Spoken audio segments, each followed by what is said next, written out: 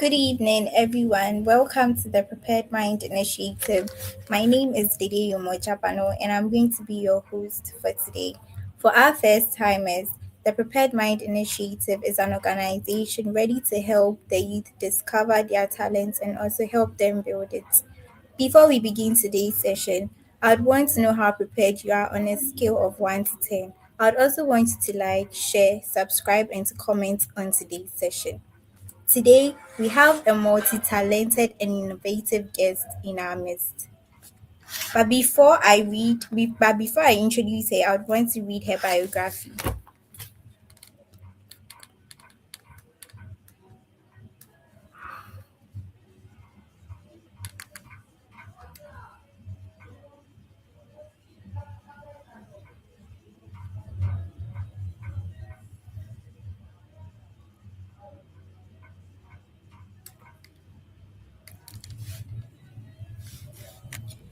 Abna Jimfwa is a multifaceted young Ghanaian woman driven by hard work, creativity, and innovation.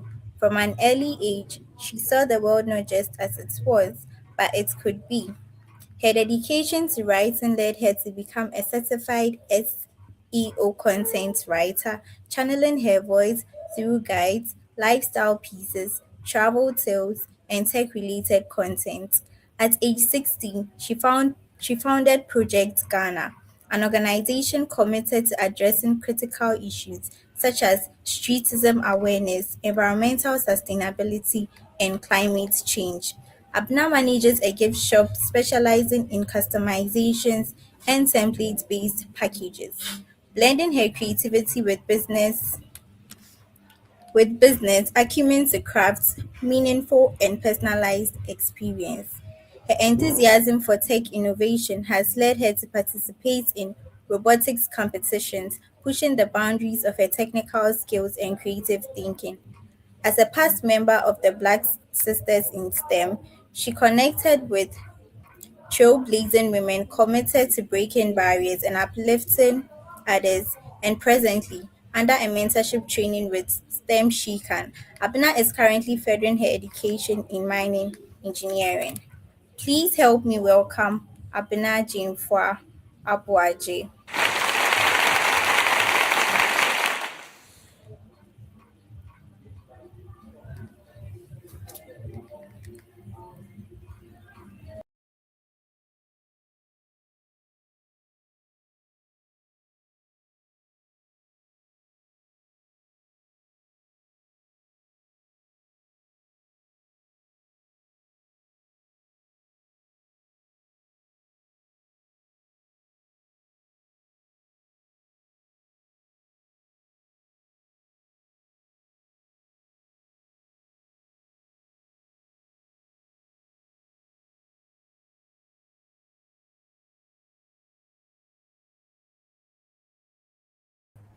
Oh, thank you very much. Just noticed that my mic was muted. Yeah. Okay. So sorry about that. Okay, once again, my name is Abena Jimfa. She already said, and I want to thank the Prepared Mind Initiative for giving me this wonderful platform to continue what my team and I do best. That is to impact. Because what I do believe is, if God has given me the platform, the God that showed up for me, the God that put me into places, He did not put me in those places just to be known for no reason, but to continue on the good works of impacting. So then again, the Prepared Mind Initiative, thank you so much for putting together this awesome program and having me here. So as already said, from Ms. Dede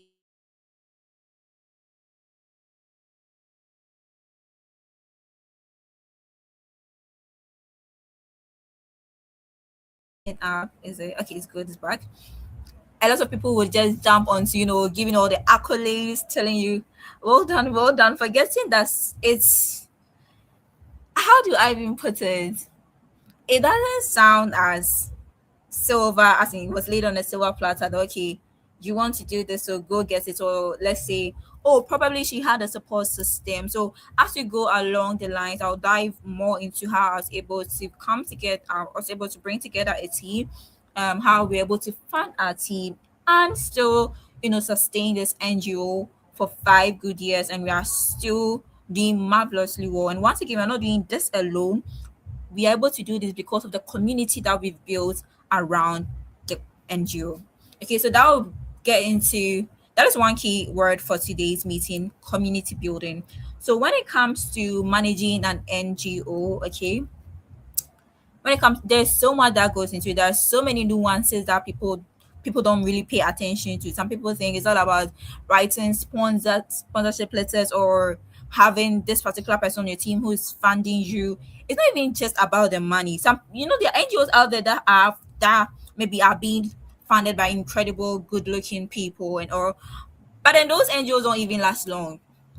Are you getting it? So when you look at the picture clearly, we are not just looking at the funding of the NGO. Are you getting it? It's the community you are building was around this NGO for it to sustain it. Let's go back to how Project Ghana came about. So I was in SHS then. I was in SHS too when it was a random conversation. One thing my friends know about me is when I'm in a room, I'm making sure you are hearing my name. Okay, if there is anything I've taken from the Kofos Scholars program, I mean, back in SHS, I didn't know anything about Kofos Scholars program, but then joining it and then realizing that I've actually been living this truth, and the truth being that they say own the moment. Okay, like when you are in a room, a closed mouth is a closed destiny. That is one thing they keep telling us, and let me tell you this. You see, back in SHS, this was the type of person I was. When I read a book, okay, you're going to see me standing in front of the classroom and telling you, so me, I read this book, oh, and the things I'm learning from the book, I give those. I'm giving you like the big character energy. I'm telling you, okay, I've read it. I know you don't want to hear me, but I'm owning the moment. I'm not going to just sit down and just like, oh, okay, let me just go with the flow. Oh, I'm shy. Oh, when you are in a room, wherever you find yourself, make sure people are feeling your presence. People are even in online. If sometimes when you go to LinkedIn, right, and you see people make posts and all, and you see my comments is such that I'm not wasting my comment time. I'm even me, Jimmy Dean. Sorry, I don't know if anyone here doesn't know how to speak Chi, but then I'm making sure you know that I came to your comment section and I left that comment section. Are you getting it? Because at the end of the day, if someone sees my comments, the person is going to tap on my profile and come check, okay, what does she has to offer? Are you getting it? So back in SG, that's what people knew me for. So my friends were having a discussion about, Ghana and, comparing Ghana to all these other various countries. And they were like, let's go and bring Abena Jimfo and hear what Abena has to say.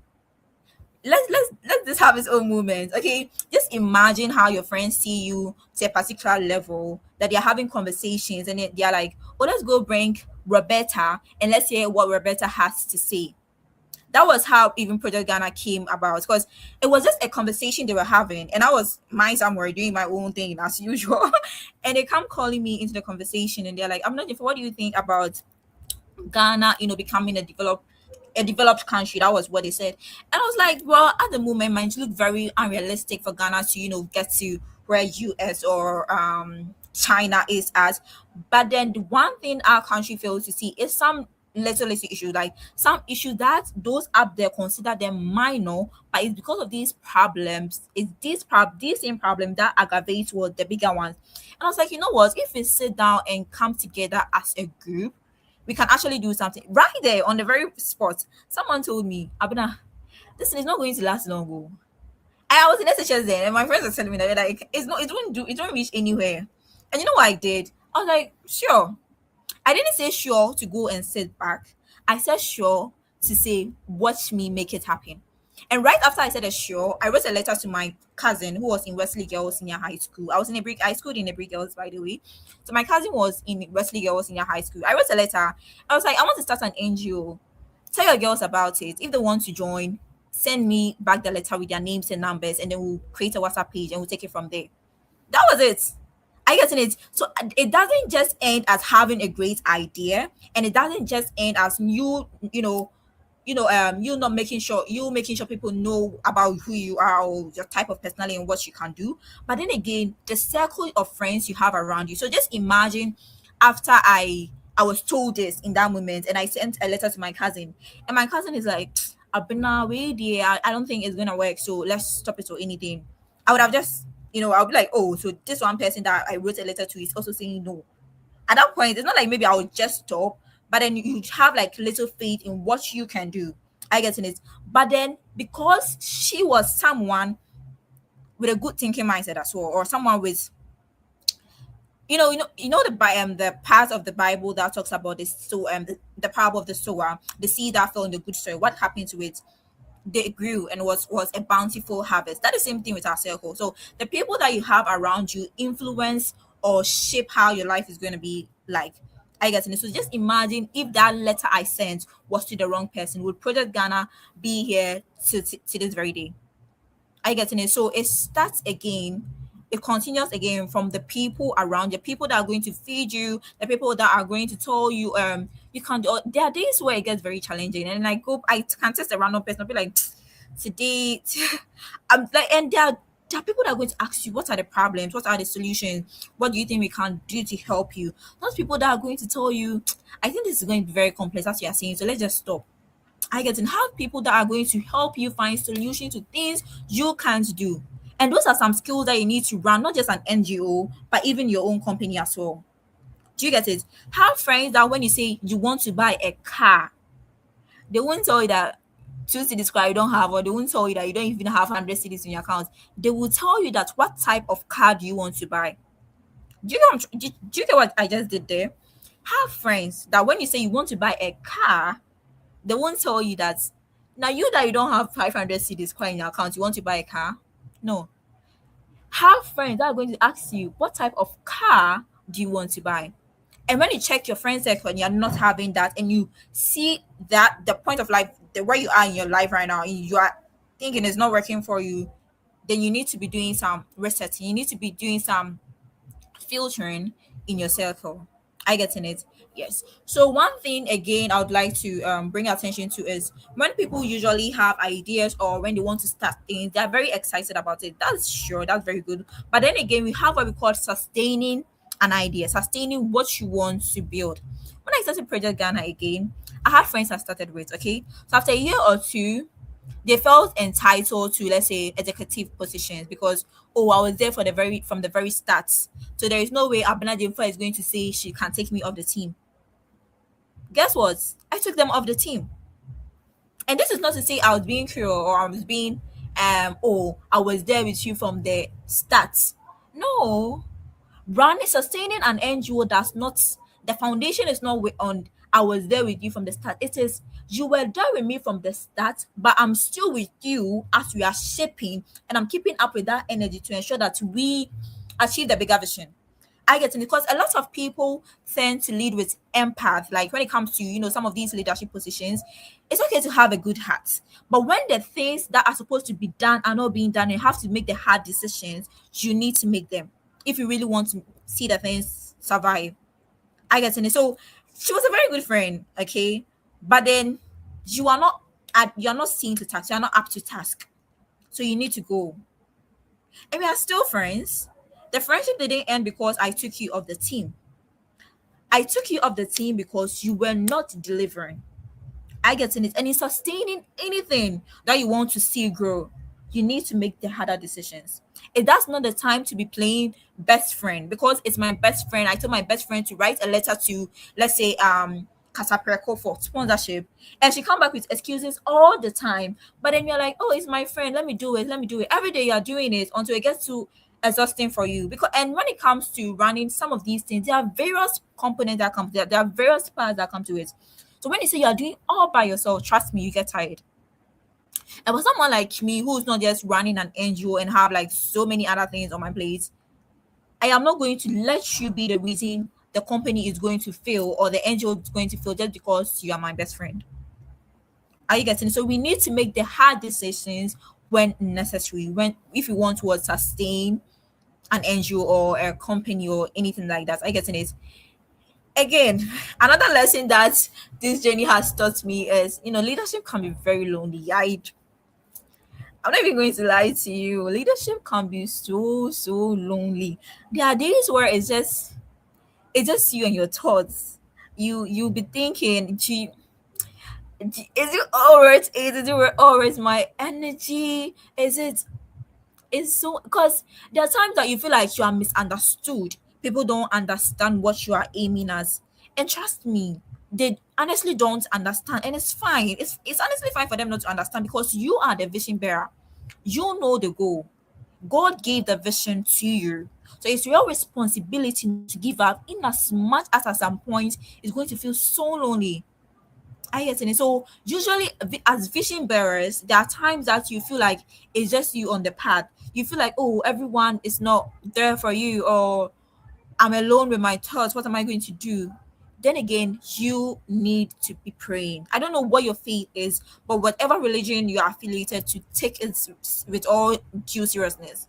Because sometimes the kind of emotion you go through is not just a psychiatric or a therapist that is going to, you need to be praying as well. The third lesson that leadership taught me is, I you let me tell you something. When it comes to NGO, okay, people are giving you money. Okay, AC Kasim. People don't just give money for giving sake, because let's say I want to do impact, I want to support the poor. No. At the end of the day, you have to give someone a reason to take money from their pockets to give it to you, to fund that particular project that you want them to support. Aside the fact that people have their own thoughts that, oh, NGO, when they get the money, they don't really use it for what they want. Even some people, they genuinely want to give, they don't even mind about all these aircraft. You go and do another thing, one. The part that is very important is you giving them a reason to give to you. And this is how it looks like. Whilst throughout this my leadership journey, I realized that I need to build myself as an individual whilst I'm trying to build my NGO. What does it look like? Sometimes when people are giving you money, they're not giving the money because of the NGO. They are giving because they believe in you as a person. That's a huge responsibility right there. They believe in you, Roberta, or you, Benedicta, as a person before they give the money. So they are not giving because, oh yeah, yeah, Central Project Ghana, they are going to, they know that they want to support you. They've seen your journey, they've seen the brand and community you've built around what you are doing, and that is why they are giving. Because they know that if this money land in Abena Jimfo's hand, Abena Jimfo has a bigger vision. She's aiming at something. Are you getting it? So give them, like, make your brand very presentable. So when it comes to brand building, don't only be focusing on that NGO or company you are doing. Also build yourself. I get, because sometimes even, let's say, high sense like this. When I said brought Nanama McBrown into their business, see how their business skyrocketed. Because Nanama had her own was community built around her. I guess. And so sometimes when people tap into services or tap into companies or into NGOs, it's because of the people that are in there. So present yourself to be someone that people are going to support. It does not just end with the NGO, it does not just end with the company, it also starts with you as a person. Okay, my light is messing up. So sorry. So the fourth thing that leadership also taught me is volunteering. People will tell me, Abena, you have your own NGO. Why do you still do this volunteering? Why are you all over the place? Aside my own NGO I'm building, okay. I'm in about, I think, 6, 7 NGOs. And I'm not there as an executive. I'm there as a member. I'm here to learn. I get it. Part of being a leader is also having the heart to learn, to pick up new skills from other places. I get it. And for someone like me, and for, provided the age range I guess, and I don't have it all figured out. So I'm always eager to know, okay, so how do they do it in this particular NGO? How do they do that? How do they fix that? I get it. So I'm always volunteering. I'm not going to be like, oh, I've gotten to a certain level that I think people know me, or when you go on LinkedIn, you say Abena Jefa is all over the place. I'm just going to sit down and watch life be. I still volunteer. Like, I volunteer a lot. I know sometimes I tell I'm like, hey, it's Abena Wunjai. And doesn't end with just the volunteering in NGOs. I still take up online courses and learn. Learning is a continuous process. It does not stop. Because every day the world is changing. There's something new to always be what be there's something new always coming up, new strategies, new tools that you need to get familiar with. Are you getting? So as a leader, volunteering is a must. Okay, and that brings me to the very fifth thing that leadership has also taught me, that is, be teachable. Okay, so whilst you volunteer in all these other NGOs, or whilst you are taking all these courses, learn to have a heart that when you make a mistake and even your team member corrects you. I guess sometimes as a leader, when you find your members correcting you for some things you do, you have this. So it's normal human traits to have this level of ego, or something in you. But as a leader, don't have that. Okay, be willing to be have a heart to be corrected. Oh goodness, have a heart to be corrected and be willing to be there for ask questions. Okay, that's another thing we are currently being told. We are taught at the Comfort Scholars program. They tell you if you go for a program, okay, and they ask you, do you have any question? Even if you don't have a question, ask, like, make sure you can craft a question. Ask a question. No, ask a question. Don't leave. I don't even know how to say it again. Don't leave no room. Not letting people know that, hey, this girl, she asked the question, or this girl contributed to something, or I think I know her. She owned the room. Are you getting it? Yeah. So then again, how am I balancing everything? The truth is, I'm still figuring it out. I'm not even going to come on this live and say I've figured out a way to balance everything. But one thing I have been doing that have been helping is I have a team that help me. So I've been able to I delegate some of the stuff. So let's say my content creation stuff. I have someone who supports me with, let's say, edits, because not every all of them that I can edit. So have people that are going to, be there to support you. And let's say even with this program like this, I had someone who took care of all the behind the scene requirements, having to secure the dates, having to do the back and forth. Are you getting it? So yeah, delegates when it comes to balancing and I'll write. I don't go nowhere without my book and my pen. I guess I feel like it's easy to forget. People would say, "Oh man, I will remember." When you are balancing things and when you have a lot on your plate, writing is your best escapism. Like write is down. If typing works for you, honey, get a book and pen. That's what I'm going to tell you. Get a book and pen to help. But this is what's working for me right now. Though there are times where I'm like, no, I still need someone to actually come to me and tell me, Abena, do this. I guess it gets very tiring. So I'm not coming to come to this live to say I figured out a way to balance everything. I just take it one at a time as well because of how my almost like I think in every niche you are going to find me there. When you go to tech, when you go to engineering, when you go to robotics, literally everywhere you're going to find I'm looking for having something to offer there. So with someone like me, writing is what is working for me and also having to delegate to my team members. What would I tell my 16-year-old self? Starting out, one thing I do regret doing is having to think I can do everything by my own, like by myself. Okay, I'm the type that I don't really like asking when I was growing, like when I was starting this whole thing.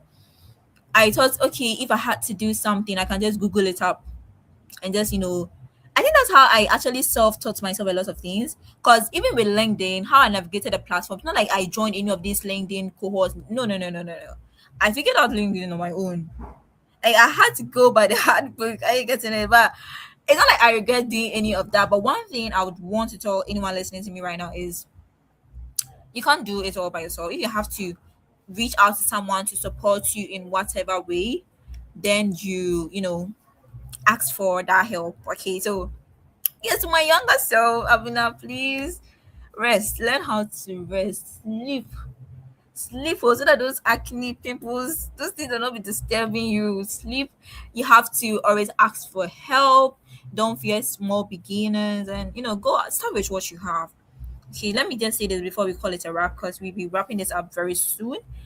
Start with what you have. Okay, when you have to run an NGO business, okay, don't be so worried about the money. Don't be so worried about who is funding this, who is giving me this. Aside the fact that people are giving because of you and the community you've built, they're also giving based on what they've seen what they've seen that you've done already. I guess so. Let's say you had just 10 cities when you started the NGO. Are you getting it? So you'll be like, you could do something. Let me use 100 cities. Maybe your team can just buy, let's say, a pack of drinks, okay, and just share it to the street people or something. Just document that for sponsorship sake. So when you go out there asking for money, you let the public know that your team was able to do this particular thing with let's say that 100 cities. Provided we get, let's say, 500 cities more, we can do this. Do you know what I'm trying to say? At that moment, you had something to point out to. You were not waiting around to get huge money before you start that project that you want to do for the world, or that project, that impacting project that you want to do. You had something to show for. Do you get what we are doing right now? So we started with what we had. I get it. So as an individual, don't be sitting down. Don't be saying, I need help first. I need, if I said I need someone to teach me how to use LinkedIn, I'll still be sitting back telling myself, how can, oh, I need to make it, I need help. I started everything when I knew I had to learn. When I was told, okay, let me go a little bit off track. When I was told I could write, when I started writing, I was just writing poems. I was writing letters from people to send to their boyfriends in their schools. And then someone DM told I know DM, somebody came to me and was like, you know what, join the school's editorial board. So doing all that for free. And I was like, "Ah, why would I be having this skill that people are leveraging on? People are using me to write letters for them, to write big poems and spoken word for them to perform. Can't I make money from this? This is a whole topic on another one. It's like a whole course, but then let me just touch on it a bit. So I went online and I was thinking, how can I make money as a writer? And I saw interesting things. I saw something like a content writer. I saw different types of writing, but I saw this one particular one that was talking about SEO content writing. That is basically when you go to Google and you search something up, you see how the articles are ranked. That is what SEO content writing is. And I realized there was a lot of money in there. And I tapped into it. Do you know what I did right there? I didn't just sit around waiting to figure out how I can make money from my writing. I went out there to search for how can I make money from my writing. And the same thing I did with my LinkedIn. After I was able to figure out LinkedIn, like I was able to know that, okay, when I do this, I do that, I do this, it's gonna work for me. I monetized it. As individuals, when you sit around, when you are waiting for someone to come and tell you, oh, I think you can, you sit around forever. Go out there. The little things that you think you can do more research into it. See how you can make, let's say, money from it, or you can, do more impacting from it.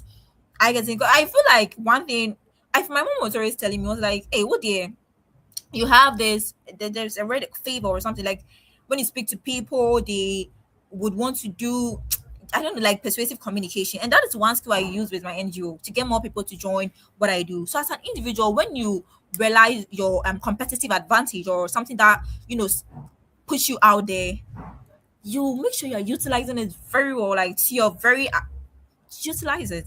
I get in it. Yeah, so my final message that I'll leave everyone here is, whether you're building an NGO, a career, or simply trying to become a better person, please don't only ask what am I building. Okay, ask who am I becoming whilst building it. That is why building a brand as an individual is also very important. Thank you once again, Miss Farida. Thank you so much to the prepared my initiative for this wonderful platform to share my journey and to also share some useful skills.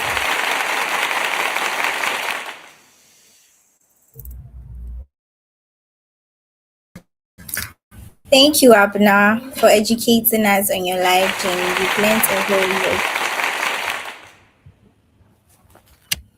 So please, if you have any questions for her, you can please leave it in the chat box and we'll read it out for you.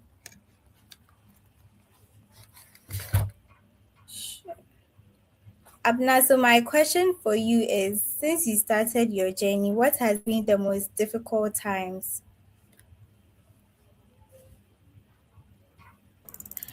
This question, I almost wrote a post on LinkedIn about this particular thing. I think my most difficult thing has been with working with people my age. Okay, when you're working with people your age, they tend to be like, oh, after all, you're just my age. If you tell them what to do, they're like, you can't be bossy on me, because at the end of the day, I'm the same age as you, or I'm on the same level as you. I guess. And so this has been one thing that was very, very difficult for me when I started out. But then what I did to, help, mitigate the whole issue, or not like make it too much of a problem, because I've seen some NGO that started at the same time when I started Project Ghana, from the same some of my mates, and didn't even land, like it didn't even end well. The same issue. What I did was missed like the age range. So I had people that were way older than me, I guess. And so you, the age mate complaining, I'll point you to that person. Even this person who is, let's say, 25 years old, like way older than me, is doing as told. Then are you really in a position to be complaining that you are my age mate and you don't want to do what you need to do? I guess. And so I feel like one of the challenge that I've is to My challenge is working with people your age, but you still have to get things done. You still have to make the hard decisions. Yeah. I get you. Thank you very much once again.